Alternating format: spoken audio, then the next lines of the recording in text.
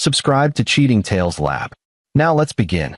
The coffee had gone cold an hour ago, but Frank O'Connell barely noticed.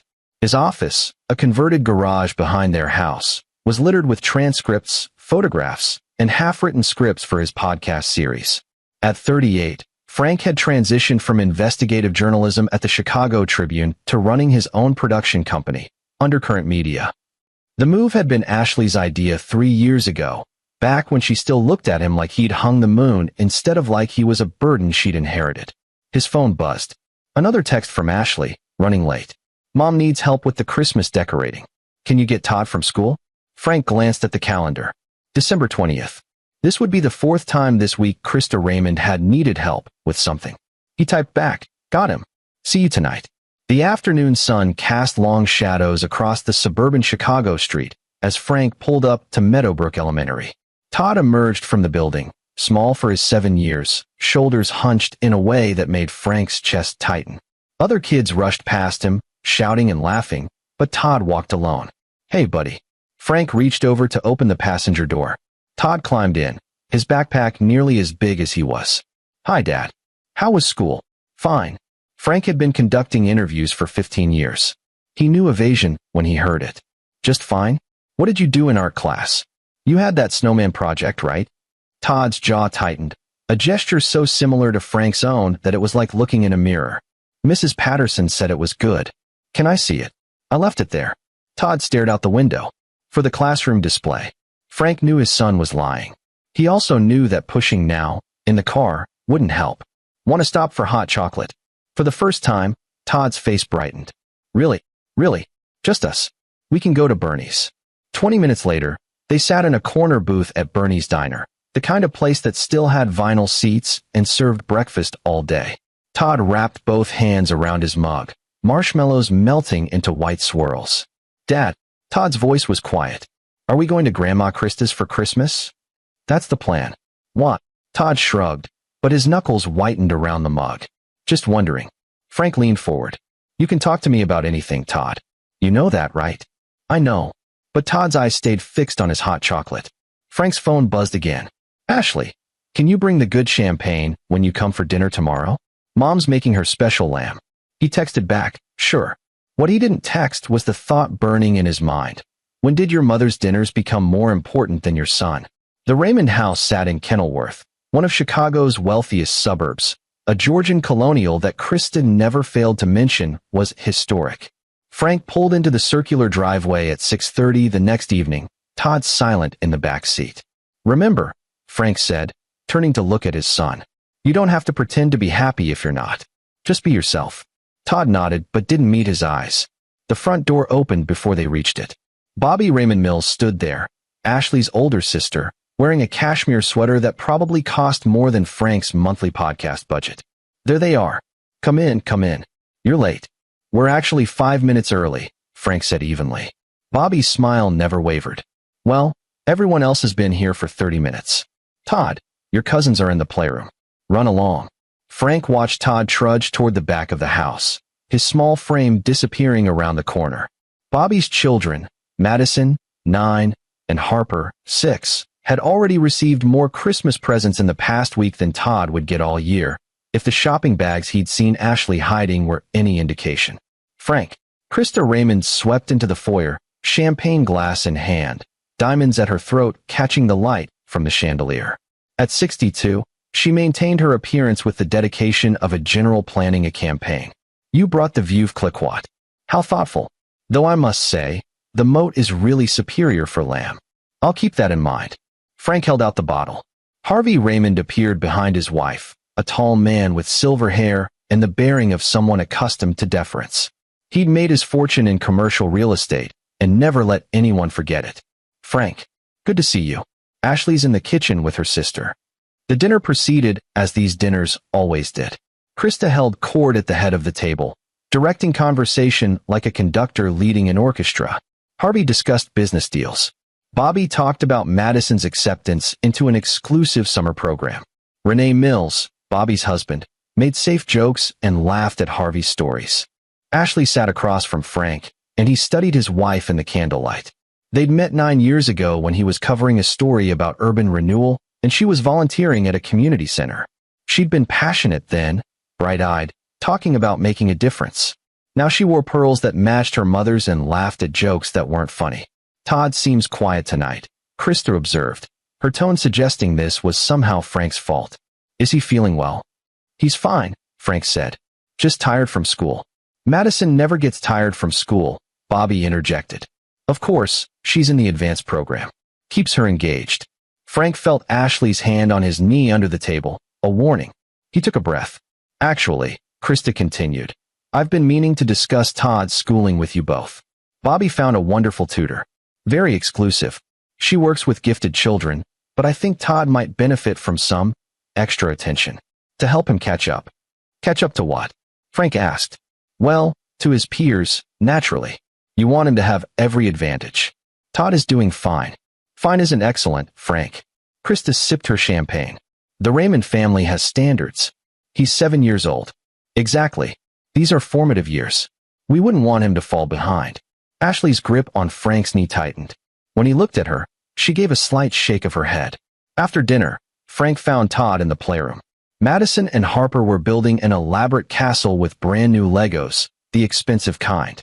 Todd sat in the corner with a puzzle that looked like it had been gathering dust in a closet for years. Hey buddy, ready to go home? Can we? Hope flickered in Todd's eyes. In a few minutes. Mom wants to say goodbye to everyone. Frank made his way back through the house, passing the gallery wall of family photos. There were dozens of Madison and Harper, professional portraits, candid shots, vacation photos. Todd appeared in exactly 3. His newborn photo, one from his first Christmas, and last year's obligatory family shot. In that last one, he stood at the edge of the frame, slightly out of focus. He found Ashley in the kitchen, helping her mother wrap leftovers. We should get Todd home, Frank said. School tomorrow. Oh, stay for coffee, Krista insisted. We barely got to talk. It's already 8:30. Fine. The word came out clipped. Though I don't see why you're in such a rush. We're family. In the car, Todd fell asleep before they left the driveway. Ashley stared out the passenger window. Your mother suggested a tutor for Todd, Frank said finally. I know. She told me. You don't think that's insulting? I think she's trying to help. By implying our son isn't good enough. Ashley turned to him, and in the dashboard lights, he saw the exhaustion in her face. Why do you always have to make everything a confrontation? She's my mother. She wants what's best for her grandchildren. All of them, or just Bobby's? That's not fair, isn't it? Did you notice Todd playing with a puzzle that looked older than he is while Madison and Harper built with Legos that probably cost $300? Maybe if you made more money, we could buy Todd those things ourselves instead of relying on my family's generosity. The words hung in the air between them. Frank's hands tightened on the steering wheel. I make enough, he said quietly. We're not struggling. And I've never asked your family for a dime. No, you just judge us for having it. Frank didn't respond. What could he say? That he'd watched his wife slowly transform into a person he barely recognized? That every dinner at the Raymond house felt like watching Ashley choose her family over their son? That he was starting to wonder if she'd married him as an act of rebellion she now regretted? When they got home, Frank carried Todd upstairs and tucked him into bed. His son's room was modest but filled with things he actually played with. Books they'd read together, drawings taped to the walls, a globe they'd spun to pick imaginary adventures. Dad, Todd's eyes opened sleepily. Yeah, buddy. I don't want to go to Grandma's for Christmas. Frank's heart broke a little more. We'll talk about it. Get some sleep. But they both knew they'd go. They always did. December 23rd arrived with freezing rain that turned Chicago's streets into skating rinks. Frank spent the morning editing a podcast episode about housing discrimination, his headphones blocking out the world.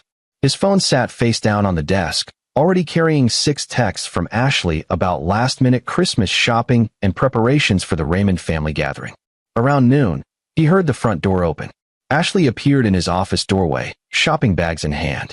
I'm taking Todd to get fitted for his Christmas outfit, she announced. We're meeting Mom and Bobby at Nordstrom. Frank pulled off his headphones. Fitted? He's 7. Kids grow. Just get him something comfortable. The family photos are important to Mom. She hired a professional photographer. Of course she did. Don't start, Frank. I'm not starting anything. I'm just saying that maybe our son would prefer to actually enjoy Christmas instead of being treated like a prop for your mother's Instagram. Ashley's jaw tightened. You're being ridiculous. It's one photo session. Every family does this.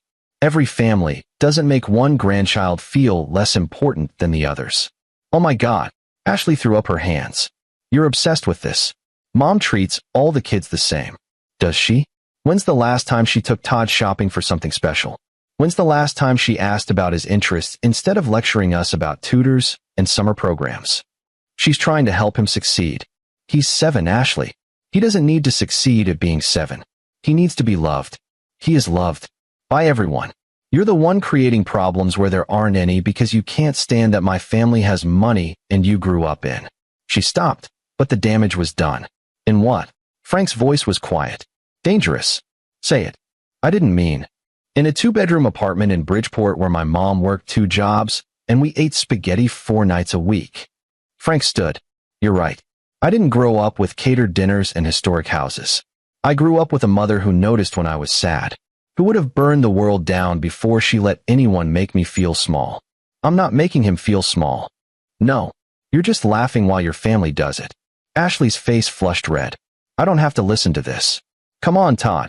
Todd appeared in the hallway, already wearing his coat. He wouldn't look at Frank. Buddy, Frank started.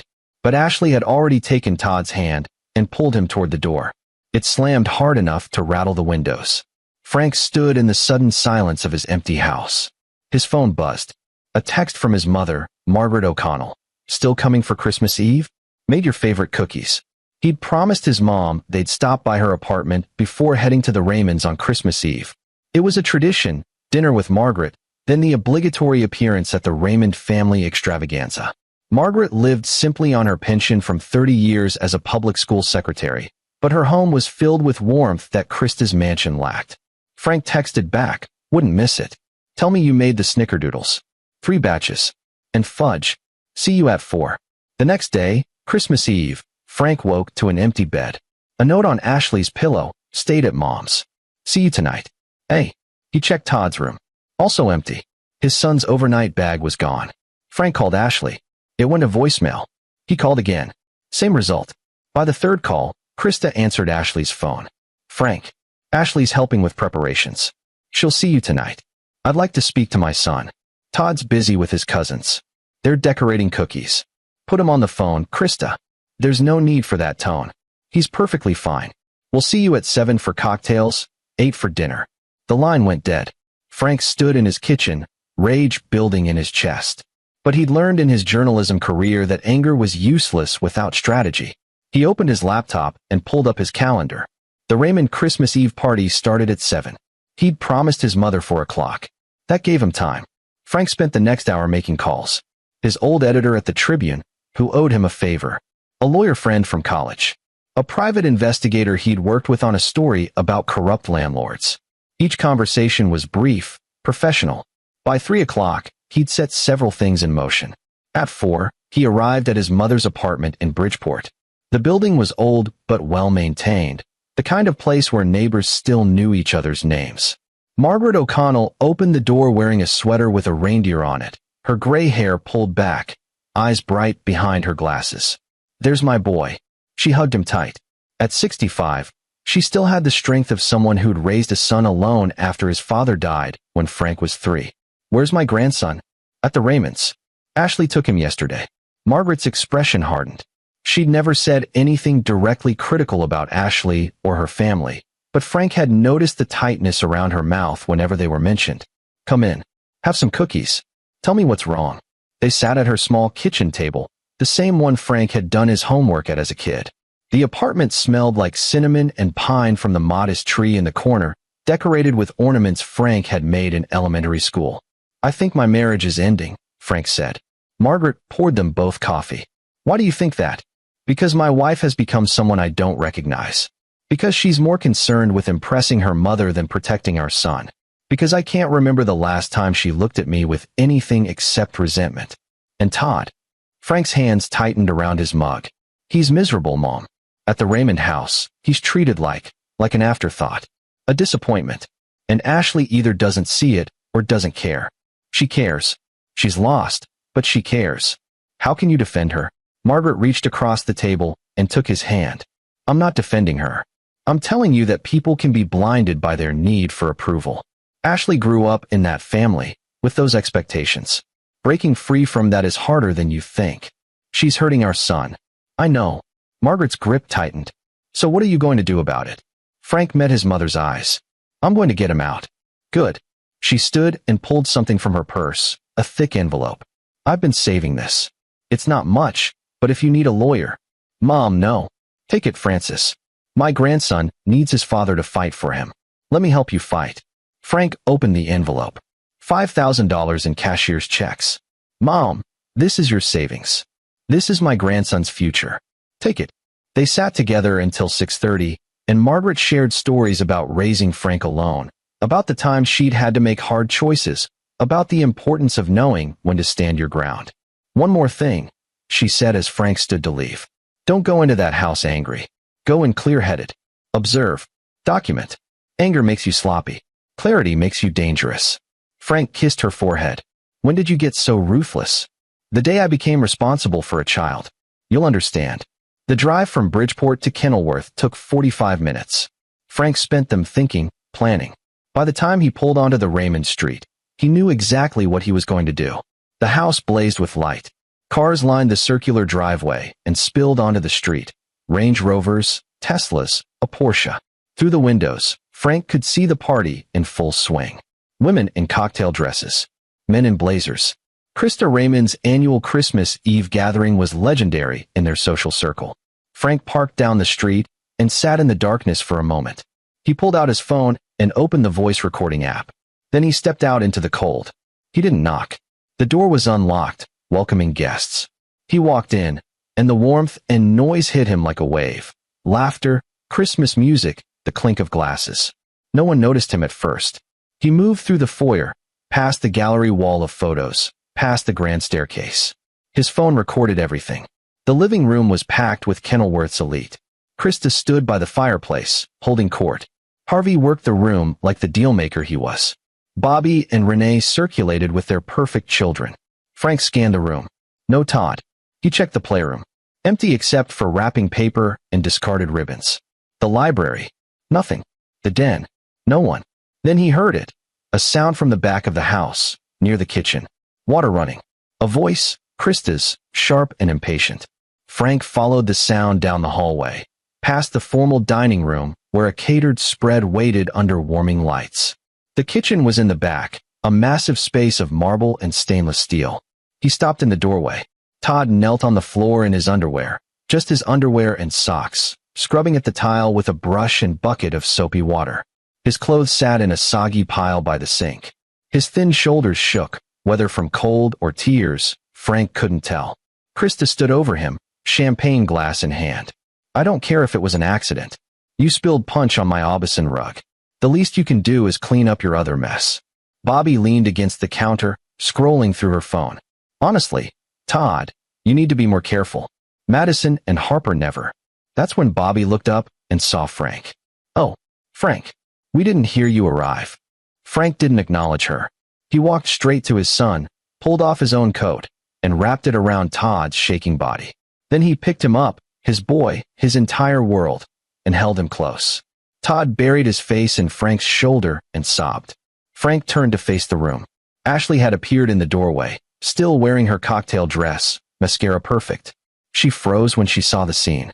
Frank looked at his wife, then at Krista, then at Bobby, and he said 5 words. 5 words that would change everything. We're done with you people. Krista's champagne glass slipped from her fingers and shattered on the marble floor, crystal and liquid exploding across the tile that Todd had been scrubbing. Frank walked out, carrying his son. Through the hallway, past the shocked faces of Kenilworth's finest, past the tree with presents piled underneath for everyone except Todd, past the photographer setting up for the family portrait that would never happen. Ashley called after him. Frank, wait, where are you going? He didn't answer, didn't look back. He strapped Todd into the car, turned on the heat, and drove away from that house. Todd cried for the first 20 minutes. Then, exhausted, he fell asleep, still wrapped in Frank's coat. Frank drove to his mother's apartment. Margaret took one look at Todd and said, "Get him inside." They spent Christmas Eve in her small living room. Margaret made hot chocolate and grilled cheese sandwiches. They watched A Christmas Story on her old TV. Todd sat between them on the couch, wrapped in a blanket, safe. Around midnight, Todd finally spoke. "Dad, are we going back?" "No, buddy. We're not. Ever. Not until they understand how to treat you with respect." Todd nodded against Frank's chest. "Good." Frank's phone had been buzzing constantly. He finally looked at it at 1 in the morning after Todd fell asleep in the guest room. 47 missed calls. 23 voicemails. 68 texts. All from Ashley, Krista, Harvey, even Bobby. He read the text messages in chronological order. They told a story. Ashley, 7:43 p.m. Where did you go? Come back. Ashley, 7:51 p.m. Frank, this is ridiculous. You're embarrassing me. Krista, 8:02 p.m. You owe me an apology. And a new rug. Ashley, 8:15 p.m. My mother is in tears. How could you do this? Harvey, 8:30 p.m. This is unacceptable behavior. We need to talk. Ashley, 8:47 p.m. Call me back right now. Bobby, 9:04 p.m. You've ruined Christmas. Are you happy? Ashley, 9:23 p.m. If you don't come back, I'm coming to get Todd. That one made Frank's blood run cold. He called his lawyer friend, David Brennan, despite the late hour. Frank, it's Christmas Eve. I need to file for emergency custody. Tonight if possible. First thing tomorrow if not. A pause. Tell me everything. Frank told him. About the years of favoritism. The comments. The tutor suggestion. And finally, about finding Todd scrubbing floors in his underwear while the family partied. Jesus, David breathed. Okay, I can't file tonight, but I'll have papers ready to submit the day after Christmas. In the meantime, document everything. Photos, witnesses, records. And Frank, don't let Todd go back there. Not for any reason. I won't. More calls came through. Frank declined them all. Finally, he turned off his phone and sat with his mother in the quiet apartment. You did the right thing, Margaret said. Then why does it feel like I just destroyed everything? Because sometimes doing the right thing means burning down what's broken so you can build something better. Christmas morning was quiet. Frank and Todd stayed at Margaret's apartment. She made cinnamon rolls and hot chocolate, and they opened small presents she'd wrapped. A book for Todd about space explorers, a new notebook for Frank. Todd smiled more in 3 hours than Frank had seen in 3 months. At noon, Frank finally turned on his phone. 93 missed calls now. He listened to one voicemail from Ashley. Frank, I don't understand what you think you're doing, but you need to bring Todd back right now. My mother is talking about calling the police. She says you kidnapped him. Please, just come back and we can talk about this like adults. Frank called David immediately.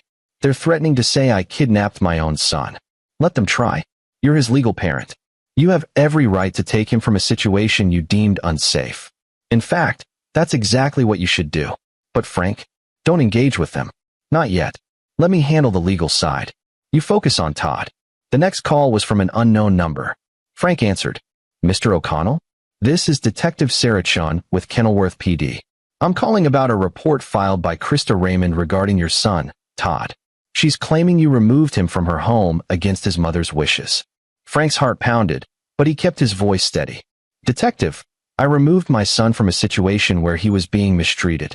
I'm his father. I have full legal custody along with my wife. There's no kidnapping here. Mrs. Raymond is also claiming you've been denying them access to the child. It's been less than 24 hours. And yes, I'm protecting my son from people who thought it was appropriate to make him scrub floors in his underwear during a party. A long pause. Can you explain that? Frank explained. Everything. The favoritism. The years of small humiliations.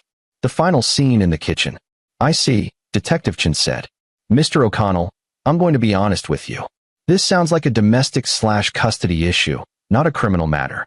I'm going to note in my report that the child is safe with his father and recommend the family pursue this through proper legal channels. But I'd suggest you get an attorney involved sooner rather than later. Already done. Smart man. Merry Christmas, Mr. O'Connell. Frank spent the rest of Christmas Day playing board games with Todd and Margaret, deliberately creating the kind of quiet, loving holiday his son deserved. But in the back of his mind, he was already planning his next move. Because this wasn't over. It had only just begun. The day after Christmas, Frank rented a small apartment in Lincoln Park, close to Todd's school. It was modest, 2 bedrooms, older building, but it had good light and a park nearby. More importantly, it was far from Kenilworth. David Brennan filed the emergency custody petition that morning. The court date is set for January 8th, he told Frank. That gives us 2 weeks to build our case. I need everything you've got: photos, text messages, witnesses, documentation of the favoritism. Frank spent the next week doing what he did best: investigating. He started with Todd's school. A meeting with his teacher, Mrs. Patterson, revealed troubling patterns. Todd's a sweet boy, she said, but he's been increasingly withdrawn this year. And there's been some inconsistency with his school supplies. What kind of inconsistency? Well, at the beginning of the year, your wife mentioned money was tight and asked about the assistance program. But then I saw on social media that your sister-in-law's children got rather expensive holiday gifts. I didn't think much of it at the time, but Frank felt sick. Ashley said we couldn't afford school supplies. She requested used books and said Todd would share materials. Meanwhile, other parents mentioned seeing her at the Nordstrom sale. I'm not judging. Families have different priorities, but it did strike me as odd. Frank thanked her and made notes. Another piece of the puzzle. Next, he reviewed his finances. What he found made his blood boil. Ashley had a separate credit card he didn't know about. He only discovered it because a statement had been misdelivered to their house and forwarded to his new apartment. $53,000 in charges over the past 18 months. Designer clothes, jewelry, spa treatments, country club fees, all while telling Todd's teacher they couldn't afford new books. But the most damning discovery came from an unlikely source. Frank's podcast, Undercurrent Media, had a small but dedicated following. He'd built it on stories about social justice, corruption, and inequality. 3 days after Christmas, he received an email from a former Raymond family employee. Mr. O'Connell, my name is Clara McCarty. I worked as a housekeeper for the Raymond family for 6 years until I was terminated last spring. I saw your social media post about family accountability. I think we should talk. I have information about how the Raymonds treated your son. Information I'm willing to share. Frank called her immediately. Clara was 62, with a thick Chicago accent and no patience for bullshit. They met at a diner in Oak Park. I'm risking a lot talking to you, she said. I signed an NDA when they fired me. But what they did to that little boy, I can't stay quiet. Tell me. Mrs. Raymond, Krista, she'd called Todd the charity case. Said your wife married beneath her and the boy was paying for it. When he'd visit, she'd make him eat in the kitchen while the other grandkids ate in the dining room. Said it was because he had bad manners, but that was a lie. That boy had better manners than those spoiled brats. Frank's hands clenched. Did Ashley know? Clara's expression turned sympathetic. Your wife? She'd protest at first. But Mrs. Raymond would shut her down. Talk about how she was ungrateful after everything they'd done for her. Eventually, your wife stopped fighting. Why were you fired? I stood up for Todd one day. He spilled some juice, an accident, and Mrs. Raymond started screaming at him. Called him clumsy and stupid. I told her that was no way to talk to a child. She fired me on the spot. Paid me a year's salary to sign an NDA and disappear. Would you testify to this? Clara was quiet for a long moment. If it helps that boy? Yes. But Mr. O'Connell, the Raymonds are powerful people. They'll come after me. Let them try. Over the next week, Frank compiled his evidence. Text messages showing Ashley prioritizing her family over Todd. Photos of the discrepancy in Christmas gifts. Clara's testimony. Mrs. Patterson's observations. Financial records showing Ashley's secret spending while claiming poverty. But he needed more. He needed to show pattern and intent. That's when Frank remembered who he was. He was an investigative journalist who'd exposed corrupt politicians, predatory landlords, and corporate fraud. The Raymonds were amateurs compared to some of the people he'd taken down. On January 2nd, Frank started making calls to Kenilworth social circles. The Raymond family had enemies, people they'd stepped on climbing their way up. Frank found them. A business partner, Harvey, had cheated. A charity director, Krista, had publicly humiliated. A former friend, Bobby, had betrayed. Each conversation revealed more about the Raymond family's true nature. They were social climbers who'd built their reputation on lies and cruelty. But Frank needed something bigger. Something that would make the court and the public understand exactly who these people were. He found it on January 5th. One of his sources, a woman named Nina Jimenez who worked for the Illinois Department of Children and Family Services, reached out after hearing about his custody case through mutual connections. I shouldn't be telling you this, she said. But the Raymond family has been on our radar before. For what? 3 years ago, we received a report about the treatment of a foster child they were hosting. It was part of a publicity thing. Krista Raymond wanted to be seen as charitable. The child, a 7-year-old girl named Emma, was removed from their care after 2 months. Why? Emotional abuse. Neglect. The same pattern you're describing with Todd. The case was quietly settled. The Raymond's lawyer made it go away.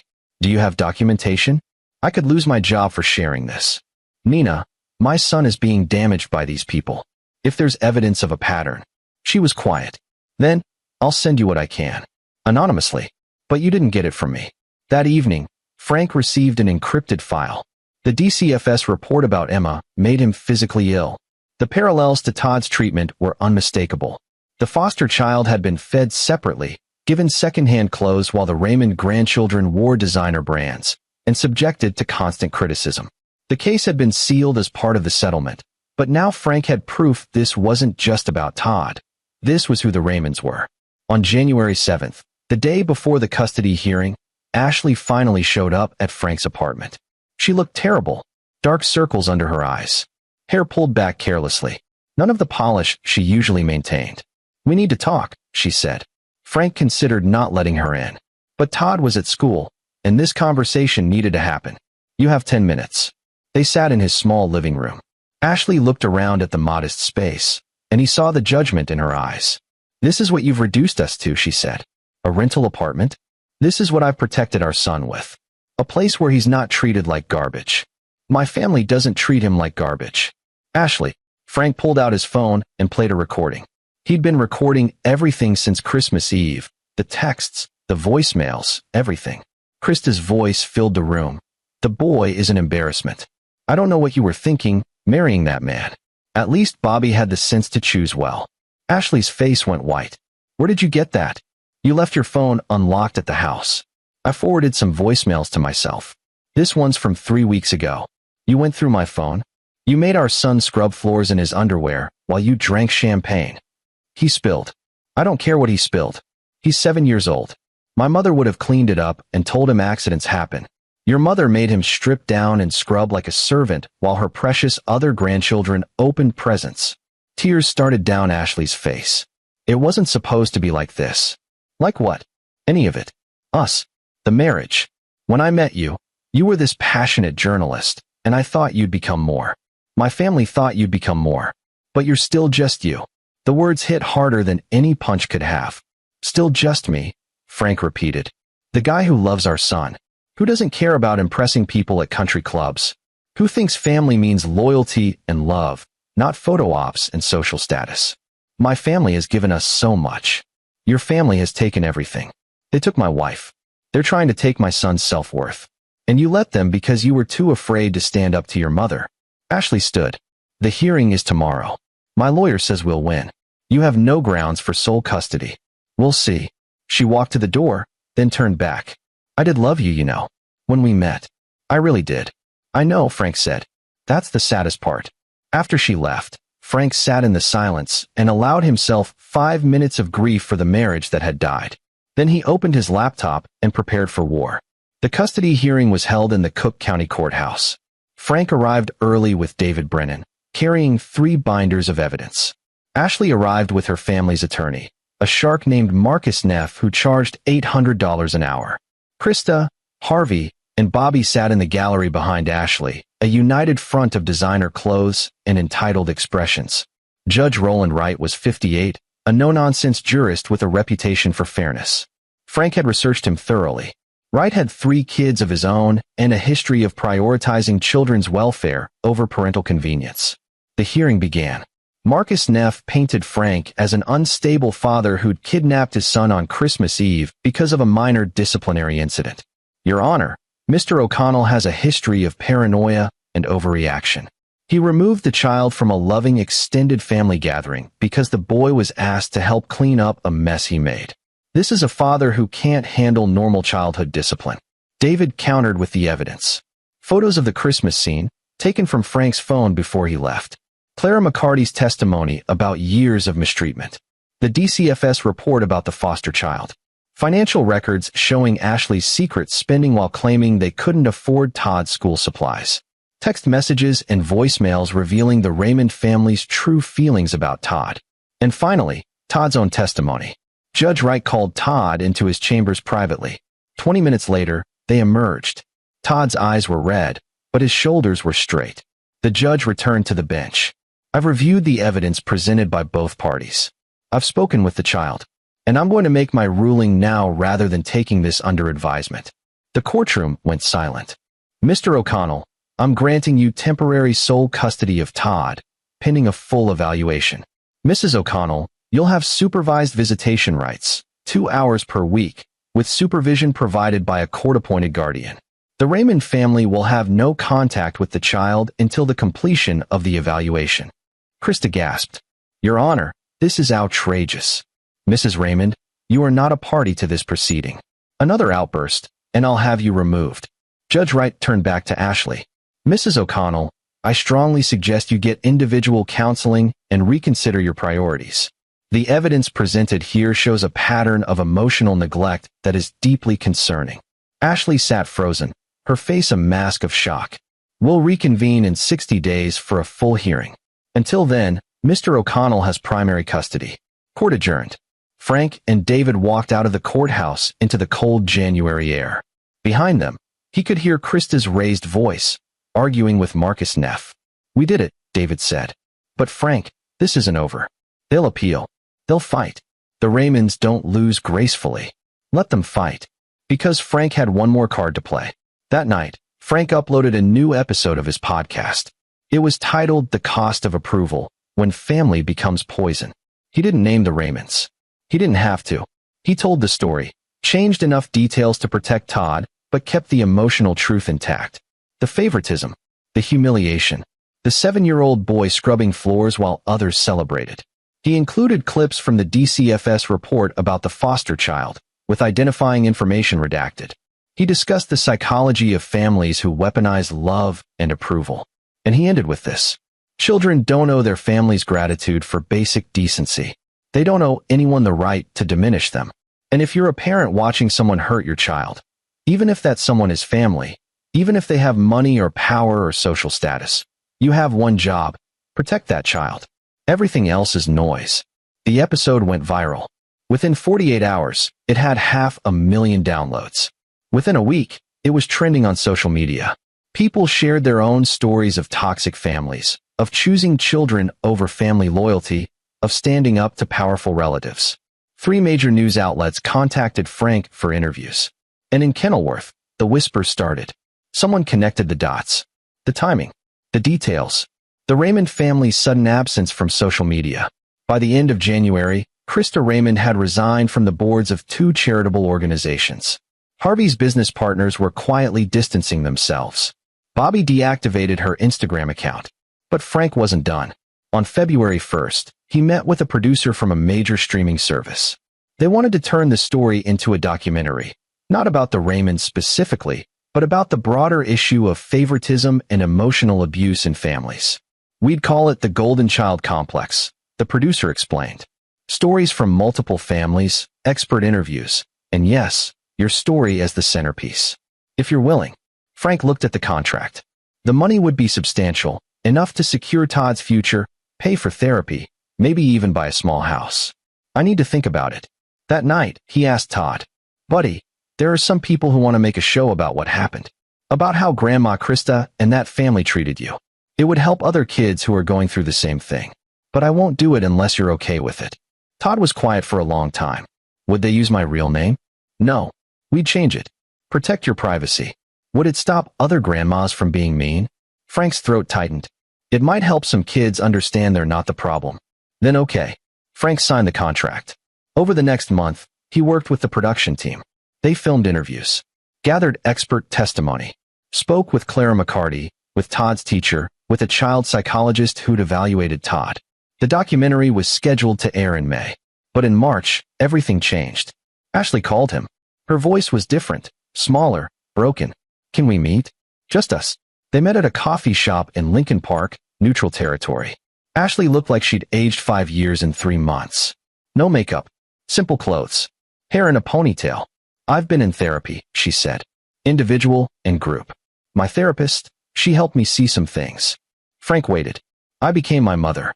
Somewhere along the way, I turned into exactly what I swore I'd never be. Tears started down her face. I let her make me believe that you weren't enough. That Todd wasn't enough. That we needed to be more. Better. Perfect. Ashley, I'm not asking for forgiveness. I know what I did. I chose them over my own child. Over you. Over everything that actually mattered. She pulled out a folder.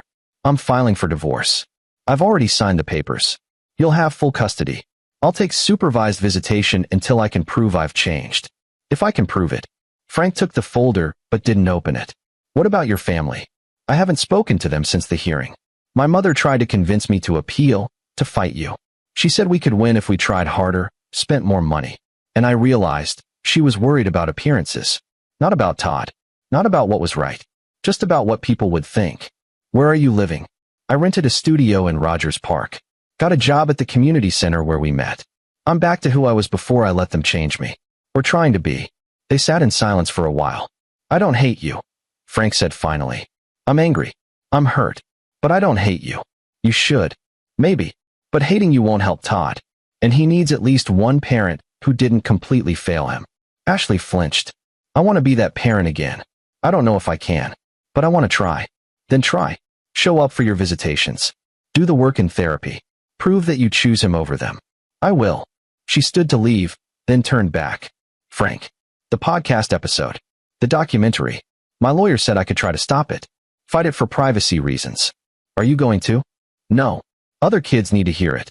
And maybe my mother needs to face what she's done. After she left, Frank sat with the divorce papers. He'd wanted this, fought for it. But now that it was here, all he felt was sadness for what could have been. He signed them that evening. The documentary, The Golden Child Complex, premiered on a major streaming service in May.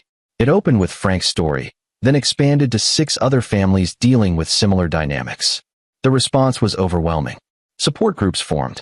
Therapists reported increased awareness of family favoritism as a form of abuse. Schools started training teachers to recognize the signs. And the Raymond family faced consequences.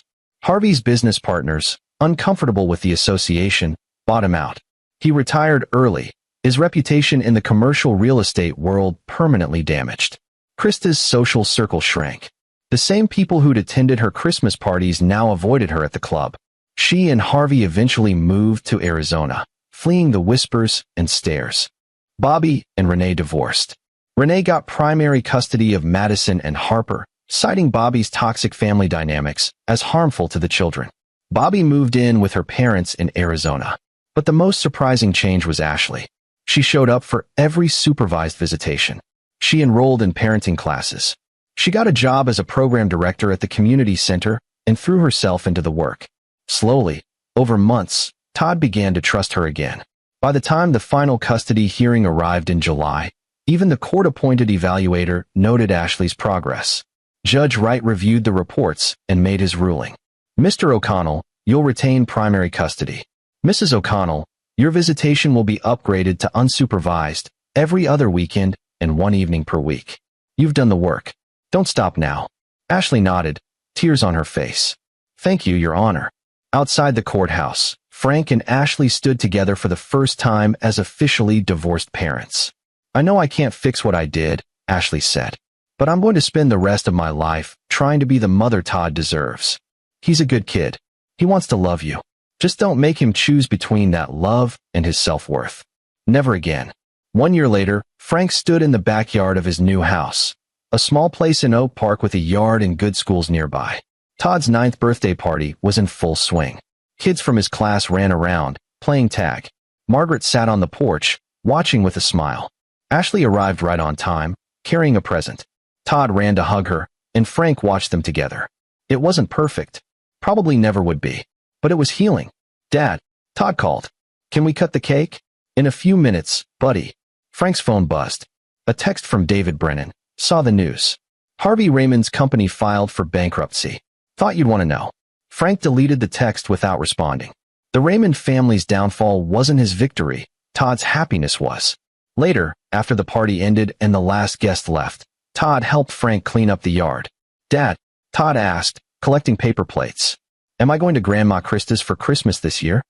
No, buddy. We're doing Christmas at Grandma Margaret's. Just like last year. Good. Todd was quiet for a moment. Mom asked if I wanted to see them.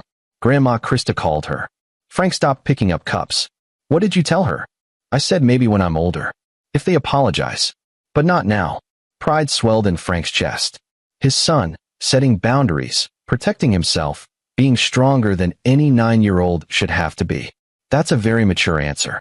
You taught me that it's okay to say no to people who hurt you. Even family. Frank knelt down to Todd's level. I did. And I'm proud of you for remembering that. Todd hugged him tight. Thanks for coming to get me, Dad. That night. I'll always come get you. Always. That evening, after Todd went to bed, Frank sat in his small office and looked at the wall. He'd hung a photo there. Not a professional one. Just a candid shot Margaret had taken at last Christmas. Frank and Todd, laughing at something, truly happy. His phone rang. Unknown number. He almost didn't answer. But journalist curiosity won out. Hello. Mr. O'Connell? A woman's voice, nervous. My name is Emma Chun. I was the foster child who stayed with the Raymond family. I saw the documentary. Frank sat up straight. Emma, how are you? I'm okay. I'm 19 now, in college. But I wanted to call and say thank you. For years, I thought what happened to me was my fault. That I wasn't good enough for them. Seeing the documentary, understanding it was a pattern, it helped me heal. I'm glad. Truly. There's something else. I'm studying social work. I want to help kids like us, like me and your son. Kids who get caught in these situations. And I wondered if you might be willing to be a mentor. Help me understand how to advocate better. Frank smiled. I'd be honored. They talked for an hour. About foster care, about family dynamics, about breaking cycles of abuse. When they finally hung up, Frank felt something he hadn't felt in a long time. Hope. Not just for Todd, but for all the kids out there who needed someone to stand up for them. Someone to say, you matter. You deserve better. And I'll fight for you. Frank opened his laptop and started writing. A new podcast series. About the kids who survived, who overcame, who refused to let their family's toxicity define them. He titled it, Earned Victories. Because that's what this was. Not revenge. Not vindication. Victory. Hard-earned. Fought for. And won by refusing to let cruelty masquerade as love. Outside, the Chicago night was cold but clear. Stars visible despite the city lights. And in his small house, his son slept safely, knowing he was loved, valued, and protected. Frank O'Connell had walked into that house on Christmas Eve and picked up his son. And in doing so, he'd saved them both. This is where our story comes to an end. Share your thoughts in the comments section. Thanks for your time. If you enjoy this story, please subscribe to this channel. Click on the video you see on the screen, and I will see you there.